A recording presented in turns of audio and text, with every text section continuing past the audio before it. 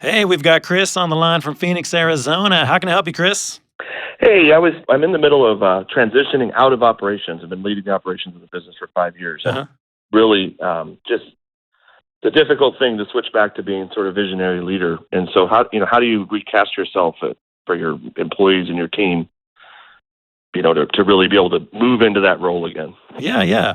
Man, I understand that difficulty going from operations to vision. I totally get that. Well, let me ask you something. When it comes to the vision side of leadership, what is it that makes you excited about that side? I think it's the ability, the potential to do great things, like to continue leading the organization to just do really great things with humility With and humility? with service. You say so humility is one of those things that matters a lot to you, being seen as humble? Yeah, I think humility, but I also think greatness. I think doing Yeah. great things with humility. Yeah. So you got doing great things and you got humility there. So from there, let me ask you something. If you were doing great things, if you were doing that, how do you think people need to perceive you if you were doing great things? Like how would they perceive you? I would say probably courageous, Uh-huh. generous, inspiring, motivating. hmm if you had to pick one, so greatness is a big deal to you. Why do you think that Mhm. greatness is a big deal? I think we were put on this earth for a short time, and we were put here to make a big change. So, hmm um, I want to leave an impact, and want our organization to leave an impact beyond my time here. So you want to leave an impact. And that's where the greatness comes from, huh? Leave an impact with your business and with yourself.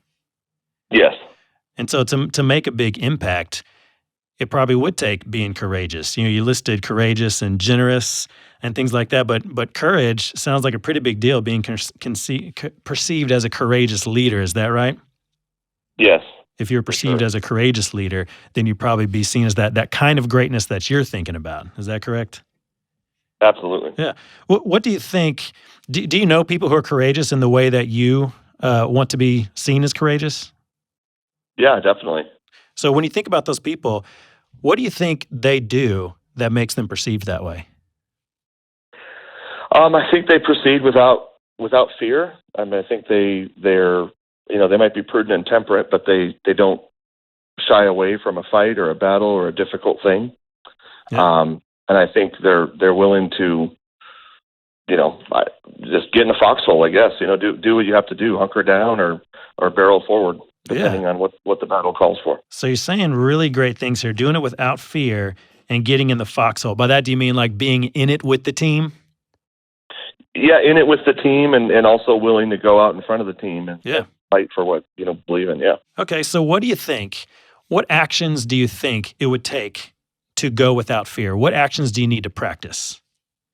Hmm. Um, that's a good one.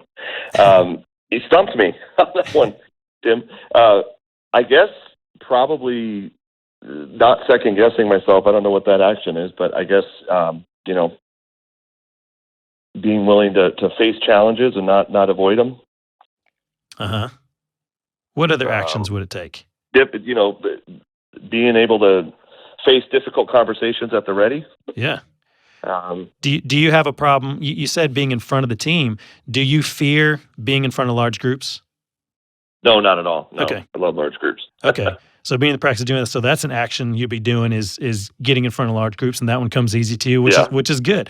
So I think that's a good action to be taken. You said having difficult conversations, not to force bad things to happen, but how can you do actions of being in the practice of those difficult conversations?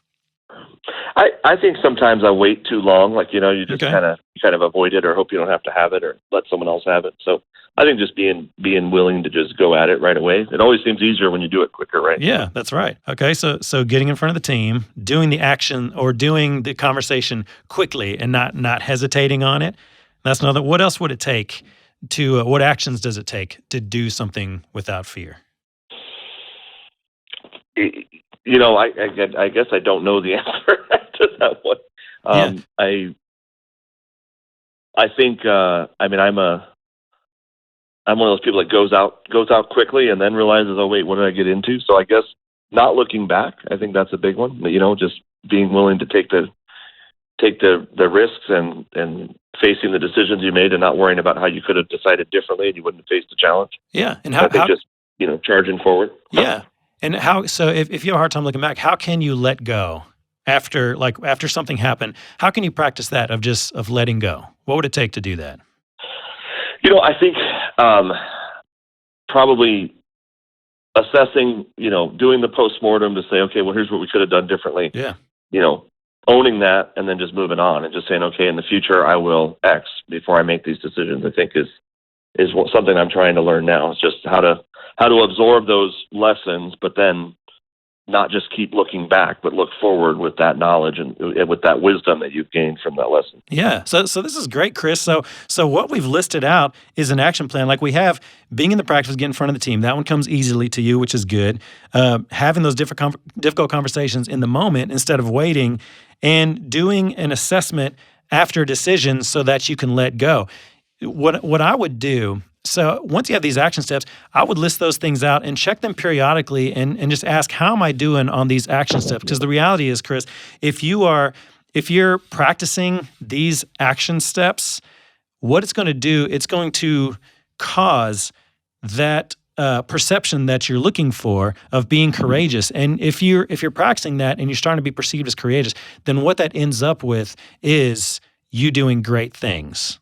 If that makes sense. So we're backtracking now. The actions are the expression of doing great things, which is what really matters to you. And so, Chris, from here, what I would do is I would just continue digging in and understand when it comes to this visionary side of leadership, what are the other things that matter so much to me? And try to come up with 3. So I think the greatness is a great one. Try to come up with 3, and then figure out, okay, if that's what matters, how do I want to be perceived? And if that's how I want to be perceived, what are the actions that I need to do to make that perception happen? List down those action steps, and then just check yourself periodically, like daily or weekly, and say, am I doing these things? Because if you're doing those things, then you will create the personal brand that you really want as being seen as that visionary leader that you want to be seen as. Does that make sense? Yeah, it does. That's great. Awesome, man. Well, thanks for calling. Hope that helps, and good luck, man. All right. God bless. Thank you.